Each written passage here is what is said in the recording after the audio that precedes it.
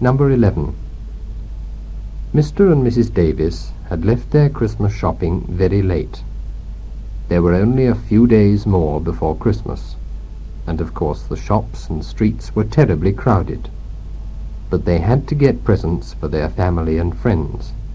So they started out early one morning for the big city and spent several tiring hours buying the things they wanted in the big shops. By lunchtime, Mr. Davis was loaded down with parcels of all shapes and sizes. He could hardly see where he was going as he and his wife left the last shop on their way to the railway station and home. Outside the shop, they had to cross a busy street, made even busier than usual by the thousands of people who had come by car to do their last-minute Christmas shopping. Mr. and Mrs. Davis had to wait for the traffic lights to change, but as Mr. Davis couldn't see in front of him properly, he gradually moved forward into the road without realizing it. Mrs. Davis saw this and became worried. Several times she urged her husband to come back off the road, but without success. He couldn't hear her because of the noise of the traffic. Finally, she shouted in a voice that could be heard clearly above all the noise, "Henry, if you intend to stand in that dangerous position a moment longer, give me the parcels." Number 12. Most of Nasruddin's neighbours were pleasant people who were always ready to help each other when they were in trouble. But there was one woman who lived in his street who was disliked by everybody because she was always interfering in other people's business and because she was always borrowing things from people and then forgetting to give them back. Early one morning, Nasruddin heard a knock at his front door, and when he opened it, found this woman outside. "Good morning, Nasruddin," she said. "I have to take some things to my sister's house in the town today, and I haven't got a donkey, as you know. Will you lend me yours? I'll bring it back this evening." "I'm sorry," answered Nasruddin. "If my donkey was here, I would of course lend it to you very willingly, but it isn't." "Oh," said the woman, "it was here last night because I saw it behind your house. Where is it now?" "My wife took it into town early this morning," answered Nasruddin. Just then the donkey brayed loudly. "You're not telling the truth, Nasruddin," the woman said angrily. "I can hear your donkey. You should be ashamed of yourself, telling lies to a neighbour." "You're the one who should be ashamed, not me," shouted Nasruddin. "Is it good manners to believe a donkey's word rather than that of one's neighbours?" Number 13.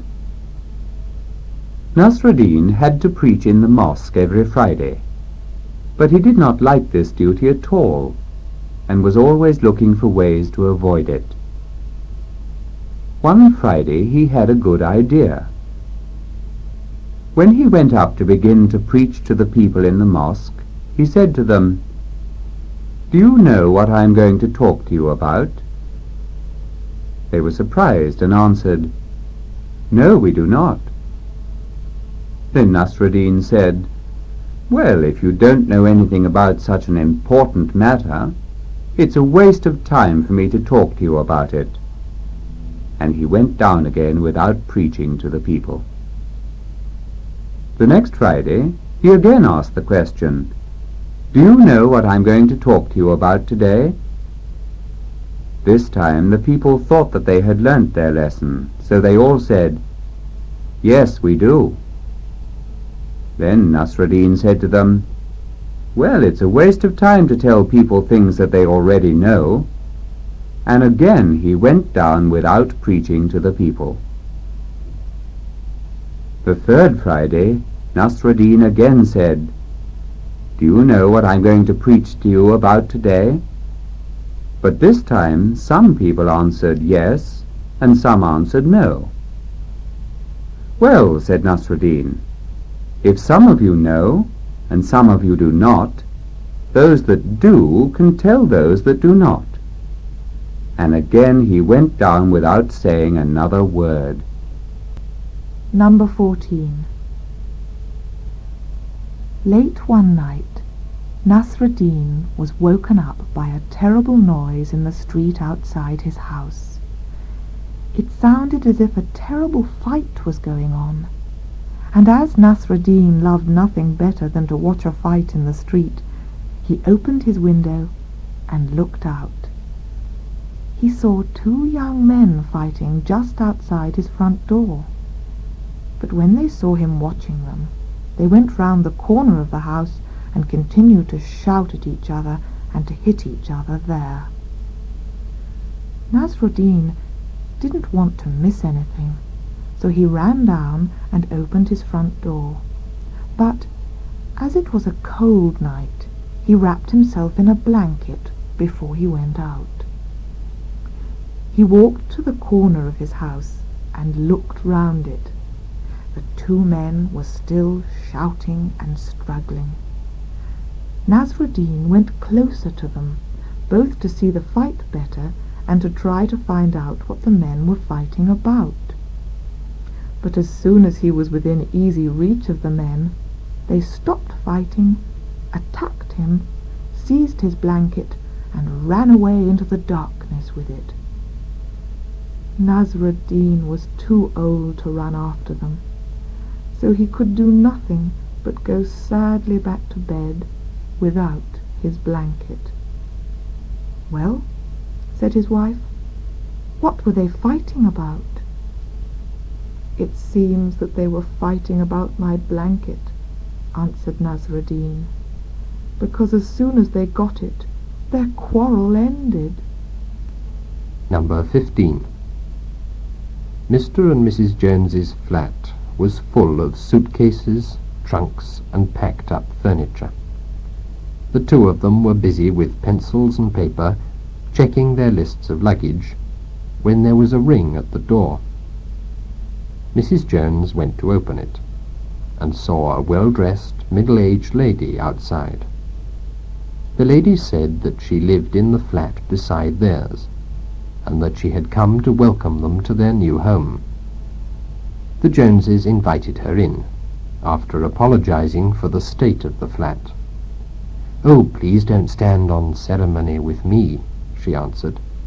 "Do you know, in some parts of this town, neighbours are not at all friendly. There are some streets, and even some blocks of flats, where people don't know their neighbours, not even their next-door ones. But in this block of flats, everybody is friends with everybody else. We are one big, happy family. I'm sure that you'll be very happy here." The well-dressed lady got a shock when she came to visit the flat the next time, because she found a quite different man and woman in it. Mr. and Mrs. Jones hadn't had the courage to tell her that they were not the new owners of the flat, who were due to move in the next day, but the old owners, who had lived beside her for 2 years without her ever having visited them or even noticed their existence. Number 16. Mr. Brown was at the theatre. He'd got his ticket at the last moment, so he'd not been able to choose his seat. He now found that he was in the middle of a group of American ladies, some of them middle-aged and some quite old. They obviously all knew each other well, as before the curtain went up on the play they'd come to see, they all talked and joked a lot together. The lady sitting on Mr. Brown's left, who was about 60 years old, seemed to be the happiest and the most amusing of the American group, and after the first act of the play she apologized to him for the noisiness of her friends. He answered that he was very glad to see American ladies so obviously enjoying their visit to England, and so they got into conversation. Mr. Brown's neighbour explained what they were doing there. "You know, "I've known these ladies all my life," she said. "We all grew up together back in our hometown in the United States. They've all lost their husbands and call themselves the Merry Widows. It's a sort of club, you know. They go abroad every summer for a month or two and have a lot of fun. They always go everywhere together. I've wanted to join their club for a long time, but I didn't qualify for membership until the spring of this year." Number 17. Mr. and Mrs. Brown were going abroad for their holiday.